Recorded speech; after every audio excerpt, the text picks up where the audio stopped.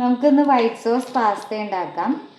Easy ആയിട്ട് തന്നെ കുട്ടികൾക്ക് സ്കൂളിൽ നിന്ന് വരുമ്പോൾ ഒക്കെ പാസ്ത ഇടയ്ക്ക് ഉണ്ടാക്കി കൊടുക്കുമ്പോൾ അവർ നല്ല ഹാപ്പി ആവും.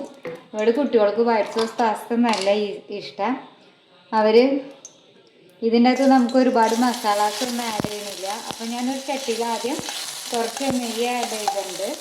അതിലേക്ക് കുറച്ച് ജിഞ്ചർ ഗാർലിക് പേസ്റ്റാണ് ഇനി ആഡ് ചെയ്തിരിക്കണേ. ഇനി നമുക്ക് ഇതിൻ്റെ അകത്ത് കുറച്ച് മൈദ ആഡ് ചെയ്യാം. ജിഞ്ചർ ഗാർലിക് പേസ്റ്റും മൈദയൊക്കെ ഒന്ന് ഇതിൻ്റെ അകത്തിട്ട് നെയ്യിൽ ഒന്ന് വഴറ്റിയെടുത്തിട്ടുണ്ട്. നമുക്ക് ഇതിൻ്റെ അകത്തേക്ക് വേഗം പാലൊഴിക്കാം കുറച്ച്. ഇത് മൈദ എല്ലാം കട്ട പിടിച്ചെടുക്കണം. അപ്പം നല്ലപോലെ ഇളക്കി കഴിയുമ്പോഴേക്കും ഇതിൻ്റെ കട്ടയെല്ലാം ഇടും.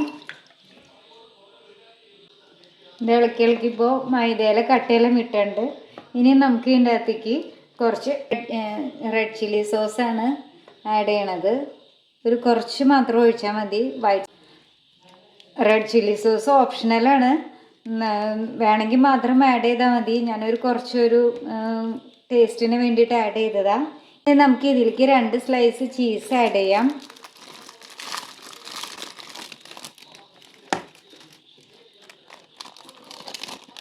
അപ്പം നല്ല ക്രീമി ആയിട്ടിരിക്കും നമ്മുടെ ഈ സോസ്. നമുക്കിതിലേക്ക് കുറച്ച് കുരുമുളക് പൊടി ആഡ് ചെയ്യാം.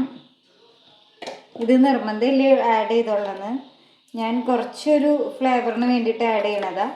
കുറച്ച് റെഡ് ചില്ലി കൂടെ ആഡ് ചെയ്യാം.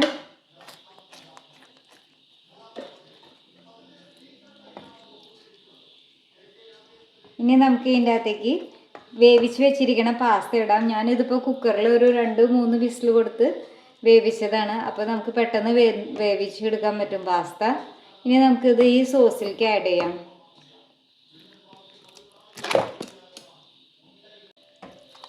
അപ്പം നമ്മുടെ പാസ്ത ഇപ്പോൾ ഇവിടെ റെഡിയായി. ഇതുപോലെ നമുക്ക് ഈസി ആയിട്ട് ഈ പാസ്ത വീട്ടിൽ തന്നെ നല്ല ക്രീമി ആയിട്ടുള്ള പാസ്ത വീട്ടിൽ ഉണ്ടാക്കി കൊടുക്കാം. ഇനി നമുക്ക് നമ്മുടെ കയ്യിൽ കുറച്ച് മിക്സഡ് ഹെർബ്സ് ഉണ്ടെങ്കിൽ അതൊന്ന് ഒരു ഫ്ലേവറിന് മാത്രം ഒരു പിഞ്ച് മാത്രം ആഡ് ചെയ്യാം.